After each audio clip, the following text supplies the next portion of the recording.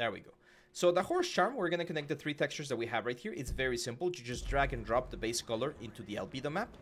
Drag and drop the horse charm normal map into the normal map. And then this one, the Occlusion, Roughness, Metallic, this is a setup that we're going to be using quite a bit inside of Unreal for all of the other characters that I'm going to be providing to you. And it needs to go into three different places because this guy has three different maps baked into it. Each map is stored in the red channel, the green channel, and the blue channel respectively. So the first one is the ambient occlusion, which is down here. You're going to go into the occlusion section, open ambient occlusion, and we're going to drag and drop the map right there. That's the red channel, which is going to give us some really, really nice shadows, as you can see right there. It's going to darken everything up quite nicely. You can like tone that down if it's too much for your liking. That's fine. The next one is the metallic, which is going to go here in the roughness map. Sorry, the roughness, which is going to go on the roughness. And here we need to change the red to green because the green channel is the one that's getting that information. Now, very important, you're going to click this little icon and you're going to make sure to turn off the sRGB color space. That's going to give you the proper like roughness for the element. And finally, we're going to drag and drop this into the metalness map, and this is going to be the blue channel.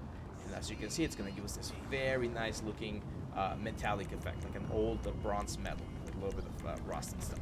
So yeah, that's the setup for a traditional like Unreal Engine 4 texture map. Now, for the hair, here's where things are going to get interesting, right? Because if you remember, we baked all of these maps right here, right? The ambient occlusion, alpha, depth, this, we don't need the depth test, the direction, the normal map, the object ID, and the root. Now, from all of this, we only need the color alpha, the ambient occlusion, the direction, and the normal. We don't need the other three. The other three are for Unreal. We're going to be using them later on. I did include everything on the bake section just to make sure that everything's covered in one place and you can reference it. But we're going to be using those later. So let's go here to the hair and let's start working on the setup. Let's start with the color. So I'm just going to bring the color again into the albedo map. And as you can see, we get this. But we're only seeing one side of the cards, as you can see, and that's not what we want. So it's very important to go here to the horse charm hair geo node and turn off this thing called callback faces. And that's why I mentioned it's very important to combine all of your hairs, because if you don't do this, you're gonna have to do this callback faces on every single like cluster of hair that you're importing, and that's gonna make it really, really difficult. Now, for the magic, one of the magic channels that we're gonna be adding, the transparency. We're gonna go down here on the material, and down here on the transparency channel, I'm gonna select a dither. Very important to select the dither. Cutout will only have black and white, and it will look very jagged and very ugly.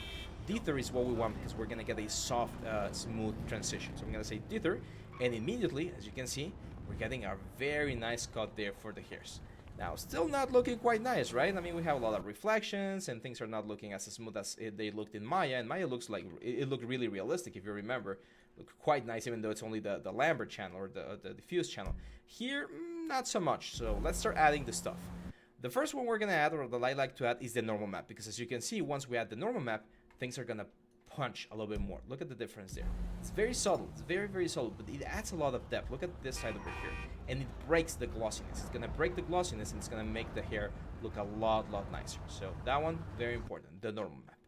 The second one that's really important is going to be the roughness right here. Now, we don't have a roughness map. You can create your own roughness map if you want to, or you can control the roughness map right here. I usually, since hair is really strandy, it's a lot of the stripes and stuff, I usually like to control it directly with a value.